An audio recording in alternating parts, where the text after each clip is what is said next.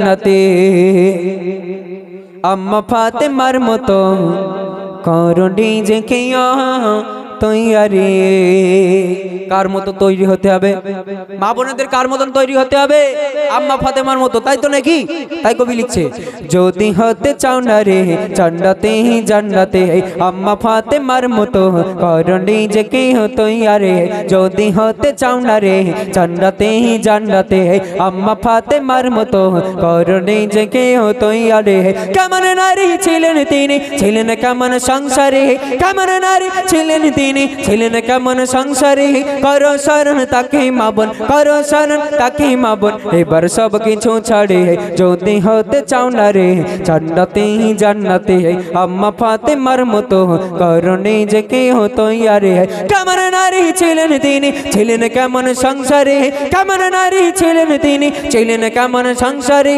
করো শরণ তাকে মা বোন, করো শরণ তাকে মা বোন। এবার সব কিছু ছাড়ে যদি হতে চাও না রে জান্নাতে জান্নাতে আম্মা ফাতেমার মতো করো নিজেকে তৈয়ারি। এখন যদি বলি আমাদের ঘরের মা বোনেদেরকে যে আম্মা ফাতেমাকে স্মরণ করতে হবে, তো আমাদের ঘরের মা বোনেরা আম্মা ফাতেমাকে স্মরণ করতে পারবে না। আবার সন্ধ্যে হলে টিভির ঘরে যায়, জি যায়, এদিকে যায় না। আমাদের সব 24 পরগনা, ওই যে বসিরহাট বেড়াছাপা বলে না, আমার গায়ে দিকে যায়। তোমার গায়ে দিককার মা বোনরা ভালো। আমি যদি বলি যাই, আমি তো জানি না যে দিককার মা বোনেরা সিরিয়াল দেখে কিনা। যদি বলি তাহলে আমার বাড়ি যাওয়া দুষ্কার হয়ে যাবে। যদি বা এটা কি জায়গাটার নাম ক্যানিং, ক্যানিং মনে করো, কুমির মারি, তা আমার একদম সর্বনাশ হয়ে যাবে। কি জি আম্মা ফাতেমা কেন জান্নাতের রানী, আর আমাদের ঘরের মা বোনেরা কেন জাহান্নামের রানী? জি নবীর বেটি বলে যে আম্মা ফাতেমা জান্নাতের রানী হয়েছে তা নয়, আম্মা ফাতেমা কিন্তু আমলের দ্বারা জান্নাতের রানী হয়েছে। তাই কবি কি লিখছে দেখুন, নবীর বেটি বলে তিনি জান্নাতের রানী নয়, এই মতো বাহ পেল এবার আমলের দ্বারায়। নবীর বেটি বলে তিনি জান্নাতের রানী নয়, এই মতো বাহ পেল এবার আমলের দ্বারায়। দেখতে কেমন ফাতেমা ছিল কেউ তো জানে না, দেখতে কেমন ফাতেমা ছিল কেউ তো জানে না। জীবন কাটে তালি দেওয়া, জীবন কাটে তালি দেওয়া, তাহার এক পোশাক পরে যদি হতে চাও না রে জান্নাতে জান্নাতে আম্মা ফাতেমার মতো করো নিজেকে তৈয়ারি। কেমন নারী ছিলেন তিনি, কেমন নারী ছিলেন তিনি, ছিলেন কেমন সংসারে। করো শরণ তাকে মা বোন, এবার সব কিছু ছাড়ে যদি হতে চাও না রে জান্নাতে জান্নাতে আম্মা ফাতেমার মতো করো নিজেকে তৈয়ারি। তাহলে কি একটা দিক গেল, আম্মা ফাতেমা পর্দায় পাস করলেন। এরপরে আসবে কি ভাই? এরপরে আসবে স্বামীর খেদমত। আম্মা ফাতেমা কেমন স্বামীর খেদমত করতেন, আর আমাদের ঘরের মা বোনেরা কেমন স্বামীর খেদমত করে। দেখুন রাজমিস্ত্রি এদিকে রাজমিস্ত্রির কাজ করে, তো রাজমিস্ত্রির স্বামী রাজমিস্ত্রির কাজ করে, বা আমার বাবুরা মাঠে খাটে, রাজমিস্ত্রির কাজ করে স্বামী যখন বাড়ি আসছে স্ত্রীর জন্য একটা শাড়ি কিনে নিয়ে গেল 300 টাকাওয়ালা, বুঝলে 300 টাকাওয়ালা শাড়ি যখন কিনে নিয়ে গেল, স্ত্রীকে ডাকলো, ডেকে বলছে দেখো তোমার জন্য একটা শাড়ি এনে দিছি। বলছে হ্যাঁ কত নিয়েছে? বলছে 300 টাকা। বলছে হ্যাঁ তোমার মরণ টরণ কপালে নেই? বলছে কেন? বলছে পাশের বাড়ির ভাবি দেখো 1500 টাকাওয়ালা বেনারসি শাড়ি পরছে, আর তুমি কিনা আমাকে 300 টাকাওয়ালা শাড়ি দিয়েছো, এ শাড়ি আমি নেবো না। কিন্তু একটিবারের জন্য সেই স্ত্রীটা ভাবলো না, আমার স্বামী গরিব, আমার স্বামী যতটুকুই বেড়েছে ততটুকুই এনেছে, এতে আমি খুশি আলহামদুলিল্লাহ। কিন্তু আম্মা ফাতেমা তানার স্বামী অত্যন্ত গরিব ছিলেন। আম্মা ফাতেমার স্বামীর নাম কি? হযরত আলী।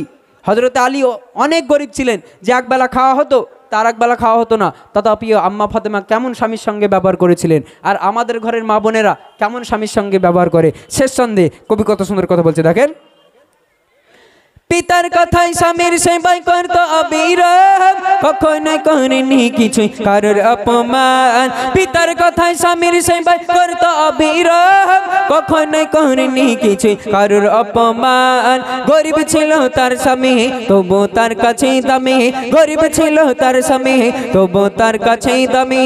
না খেয়ে দিন রাত কেটে যায়, না খেয়ে দিন রাত কেটে যায়, স্বামীর সেবা করি যদি হতে চাও না রে জান্নাতে জান্নাতে আম্মা ফাতেমার মতো করো নিজেকে তৈয়ারে কেমন নারী ছিলেন তিনি ছিলেন কেমন সংসারে কেমন নারী ছিলেন তিনি ছিলেন কেমন সংসারে করো স্মরণ তাকে মা বোন এবার সব কিছু ছাড়ে যদি হতে চাও না রে জান্নাতে জান্নাতে আম্মা ফাতেমার মতো করো নিজেকে তৈয়ারি নারায়ে তাকবীর।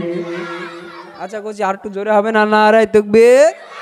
আমার তো মনিরুল ভাই চলে এসছে, এবার তোমরা খুশি তো? হ্যালো হ্যালো খুশি? হ্যালো হ্যালো আমরা মনিরুল ভাই চলে এসছে, মনিরুল ভাইয়ের মুখ থেকে গজল শুনবো। কিন্তু আমার একটা রিকোয়েস্ট মনিরুল ভাই, আমার একটা রিকোয়েস্ট, সেটা কি জানো? মনিরুল ভাইয়ের একটা গজল আমার প্রচুর ভালো লাগে। কি গজল জানো? এই গজলটা মনিরুল ভাইকে বলতে বলবো, এই গজলটা আমি একটুখানি শুনিয়ে দেয়, নাহলে মনিরুল ভাই ভুলে যাবে। আমার ব্যাপক ভালো লাগে, আমার নিজেরই ভালো লাগে, তোমাদের ভালো লাগবে না একটু আগে বলেছিলাম, কিন্তু আর একটুখানি মনে করে দেয়, তাহলে মনিরুল ভাই শুনলে সেই গজলটা গাইবে। কোনটা বলো তো ভাই, সাউন্ড দাও তো দেখি। ও গলাইলির প্রেমে এই মাজনু পাগল, ও গলাইলির প্রেমে এই মাজনু পাগল, ইউসুফ প্রেমে জুলাইখা,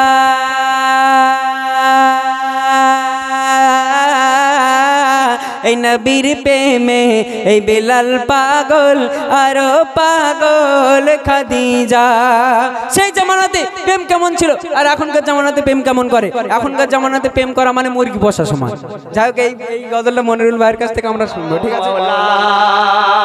কবি ছন্দের মাধ্যমে আরেকটু আরশে কোপনে রাখানো নেকি তোমার সাধনা, যে নামে এত মধু মাখা হয় না যার তুলনা। আল্লাহ কত মানে কি লীলা, আল্লাহ কত ওগো আল্লাহ কত মানে কি লীলা, যে নামে এত মধু মাখা আল্লাহ তোমার এই লীলা, যে নামে এত মধু মাখা আল্লাহ কত নামে এত মধু মাখা গুনগুনিয়ে ভোর ডাকে চলে আল্লাহ তোল পাখি ডাকে সুরে আল্লাহ আল্লাহ মাওলা মাওলা আল্লাহ আল্লাহ আল্লাহ আল্লাহ মাওলা মাওলা আল্লাহ কত মানে কি লীলা, নামে এত মধু মাখা গুনগুনিয়ে ভোর ডাকে চলে আল্লাহ তোল পাখি ডাকে সুরে আল্লাহ আল্লাহ ওরে তোল পাখি ডাকে সুরে আল্লাহ আল্লাহ। শেষ কথা শুনবে। আরশে কোপ সালালে আলার মালা পরে এলো নবী শাফিনা, সালালে আলার মালা পরে এলো নবী শাফিনা, কোন জাহানের ফোঁটা সেরা এলো নবী মদিনা। কবি মতিয়ার দিশে হারা আমি হাবিব পাগল পারা, কবি মতিয়া দিশে হারা আমি হাবিব পাগল পারা, কবি মতিয়ার দিশে হারা আমি হাবিব পাগল পারা, গুনগুনিয়ে ভোর ডাকে চলে আল্লাহ তোল পাখি ডাকে সুরে আল্লাহ আল্লাহ মাওলা মাওলা আল্লাহ আল্লাহ আল্লাহ আল্লাহ মাওলা মাওলা আল্লাহ কত মানে কি লীলা, যে নামে এত মধু মাখা আল্লাহ কত মানে কি লীলা, যে নামে এত মধু ভরা গুনগুনিয়ে ভোর ডাকে চলে আল্লাহ তোল পাখি ডাকে সুরে আল্লাহ আল্লাহ আরে তোল পাখি ডাকে সুরে আল্লাহ আল্লাহ আরে তোল পাখি ডাকে সুরে আল্লাহ আল্লাহ আল্লাহ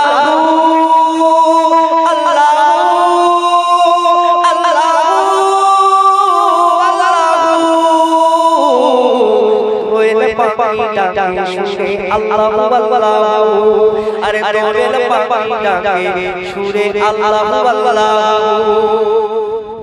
করতে থাকুন। একদিন দুপুরে আব্দুল কাদের জিলানী একদিন দুপুরে আব্দুল কাদের জিলানী নদীর পথে হেঁটে চলে শোন কাহিনী, নদীর পথে হেঁটে চলে শোন কাহিনী। একদিন দুপুরে আব্দুল কাদের জিলানী, একদিন দুপুরে আব্দুল কাদের জিলানী নদীর পথে হেঁটে চলে শোন কাহিনী, নদীর পথে হেঁটে চলে শোন কাহিনী। আব্দুল কাদের জিলানী ভাবে নিরালায় দুপুর হতে কোথা থেকে কান্না শোনা যায়। একটু দূরে এগিয়ে গিয়ে দেখে করুণ হায়, একটু দূরে এগিয়ে গিয়ে দেখে করুণ হায়। কাঁদছে বসে একটি বুড়ি নদীর কিনারায়, কাঁদছে বসে একটি বুড়ি নদীর কিনারায়। একটু কাছে এগিয়ে গিয়ে চিন্তায় পড়ে যায়, একটু কাছে এগিয়ে গিয়ে চিন্তায় পড়ে যায়। কি হয়েছে বুড়ি মা তোমার বলো না আমায়, কি হয়েছে বুড়ি মা তোমার বলো না আমায়। একদিন দুপুরে আব্দুল কাদের জিলানী, একদিন দুপুরে আব্দুল কাদের জিলানী নদীর পথে হেঁটে চলে শোন কাহিনী, নদীর পথে হেঁটে চলে শোন কাহিনী। আমার আপনার পীর বড় পীর আব্দুল কাদের জিলানী রহমাতুল্লাহ আলাই হুজুর আমার নদীর পাড় দিয়ে হেঁটে হেঁটে দূর সফরে যাচ্ছেন। এমত অবস্থায় ভরা দুপুরবেলায় যখন হেঁটে হেঁটে যাচ্ছেন, ভরা দুপুরবেলা একটা মহিলার কান্না হাওয়ায় ভেসে হুজুরের কানে এসে পৌঁছে গেল। হুজুর তখন সেখানে থমকে দাঁড়িয়ে গেলেন, দাঁড়িয়ে গিয়ে চতুর্দিকে ফিরে দেখছেন, তবে মহিলাকে দেখতে পেলেন না, কিন্তু মহিলার কান্না হাওয়ায় ভেসে হুজুরের কানে এসে পৌঁছে গেল। তারপরে কি হচ্ছে দেখুন। 12 বছর ধরে নদীর কিনারায় বসে আছি আমি আমার ছেলেরই আশায়। পুত্রবধূ আসবে যখন নদীর কিনারায়, দেখবো আমি নয়ন ভরে চোখের তারায়। হঠাৎ করে ঝড় এসে তলিয়ে নিয়ে যায়, হঠাৎ করে ঝড় এসে তলিয়ে নিয়ে যায়। কাঁদছে বসে তাই আমি নদীর কিনারায়, কাঁদছে বসে তাই আমি নদীর কিনারায়। একদিন দুপুরে আব্দুল কাদের জিলানী, একদিন দুপুরে আব্দুল কাদের জিলানী নদীর পথে হেঁটে চলে শোন কাহিনী, নদীর পথে হেঁটে চলে শোন কাহিনী। হুজুর যখন আর কিছু দূর চলে গেলেন, যাওয়ার পরে সেই মহিলাটাকে দেখতে পেলেন, গিয়ে সালাম দিলেন। সালাম দেওয়ার পরে জিজ্ঞাসা করছে, ও বুড়িমা এই ভরা দুপুর বেলায় নদীর পাড়ে বসে বসে কেন আপনি কাঁদছেন, কেন কাঁদছেন? তখন বুড়িটা বলছে, শুনবে বাবা, আমি যদি আমার দুঃখের বেদনার কথা বলি, তুমি কি বাবা আমার চোখের পানি মুছে দিতে পারবে? তখন হুজুর আমার বলেছিলেন, বড় পীর আব্দুল কাদের জিলানী হুজুর আমার বলেছিলেন, বুড়িমা আল্লাহ যদি চায় আমি আব্দুল কাদের আমি আপনার চোখের পানি মুছে দেবো। একটু জোরে বলুন না সুবহানাল্লাহ। তখন বলছে, বুড়িমা কি বেদনা আপনার বলেন? বলছে, শোনো বাবা, এই 12 বছর আগে আমার একটা ছেলে ছিল, যুবক ছেলে ছিল। সেই ছেলেটার যখন বিয়ের বয়স হয়ে গেছে, বিয়ে করতে গিয়েছিল নদীর এই পার থেকে ওই পারে, বিয়ে করতে গিয়েছিল নৌকায় করে। তখন ওটা অত এরকম প্লেন ছিল না, এরকম বাইক ছিল না, সাইকেলে ছিল না, বুঝলে? তখন অত প্লেন ছিল না, এই যে পিক আপ টানবার হাঁ করবে এইসব কিছু ছিল না। তো নৌকায় করে বিয়ে করতে যাচ্ছে নদীর ওই পারে। বিয়ে করে যখন বউকে নিয়ে যখন বাড়ি আসছে, তখন হঠাৎ এই যেরকম আজকে পানি হলো না, এটা আল্লাহর ইশারায় পানি হয়েছে তো নাকি? হ্যাঁ, আল্লাহর হুকুমে পানি হয়েছে। ওই রকম আল্লাহর হুকুম হয়েছে, হঠাৎ করে যে একটা ঝড় এসলো, যেটা বলে ঘূর্ণিঝড়, ওই রকম একটা ঝড় এসে সে নৌকা সমেত সবাই ডুবে গেল। নৌকায় যতজন ছিল সে ছেলে এবং বৌমা সবাই ডুবে গেল। তাই বুড়িটা বলছে, বাবা ওই জন্য আজ থেকে 12 বছর আগে নৌকাটা ডুবে গেছে, সেই থেকে আমি এখানে বাবা বসে বসে প্রত্যেক দিন দুপুর বেলায় আমি কান্না করি। বলো বাবা আব্দুল কাদের, তুমি কি আমার সেই ডুবে যাওয়া ছেলেটা কি আবার ফিরিয়ে আনতে পারবে? এ কি একটা সম্ভব? হ্যাঁ সম্ভব, আল্লাহ চাইলে কিন্তু সব হয়। তখন আব্দুল কাদের জিলানী রহমাতুল্লাহ আলাই কি বলছে দেখুন। বুড়ি মায়ের কথা শোনার পরে অবাক হয়ে যায়, হাতটি তুলে রবের দ্বারে ফরিয়াদ জানায়। বুড়ি মায়ের কথা শোনার পরে অবাক হয়ে যায়, হাত তুলে রবের দ্বারে ফরিয়াদ জানায়। বুড়ি মায়ের কান্না আমি সইতে পারি না, বুড়ি মায়ের কান্না আমি সইতে পারি না। পুত্র জিন্দা কর পুত্রবধূ মনের কামনা, জিন্দা করো পুত্রবধূ মনের কামনা। একদিন দুপুরে আব্দুল কাদের জিলানী, একদিন দুপুরে আব্দুল কাদের জিলানী নদীর পথে হেঁটে চলে শোনো কাহিনী, নদীর পথে হেঁটে চলে শোনো কাহিনী। যখন হুজুর আমার আল্লাহর কাছে দুহাত তুলে দোয়া চাইছে, আল্লাহ এই বুড়ি মায়ের কান্না আমি আর সইতে পারছি না, আল্লাহ আমি সইতে পারছি না, আমি আব্দুল কাদের আমার দোয়া কবুল করেন। একবার তুললেন, দোয়া কবুল হলো না। দুবার করলেন, দোয়া কবুল হলো না। তিনবারের মাথায় হুজুর যখন দোয়া করলেন, আল্লাহ কীরকমভাবে দোয়া চাইছেন দেখেন। আমরা তো প্রচুর দোয়া চাই যে আমার একটা গাড়ি দাও, ওইরকম করলে হবে না, দোয়ার একটা মাধ্যম আছে। তো হুজুর তিনবারের মাথায় কীরকম করে হাত তুললো, আল্লাহ বলছে যে আল্লাহ আমি আব্দুল কাদের, আপনি যতক্ষণ না আমার দোয়া কবুল করবেন ততক্ষণ আমি আব্দুল কাদের আপনার বন্ধু ততক্ষণ আমি হাত নামাবো না। আল্লাহ তখন বলছে যে আমার বন্ধু তুমি হাত নামাও, না নামালে আমার কষ্ট হবে। কবি কি লিখছে দেখুন,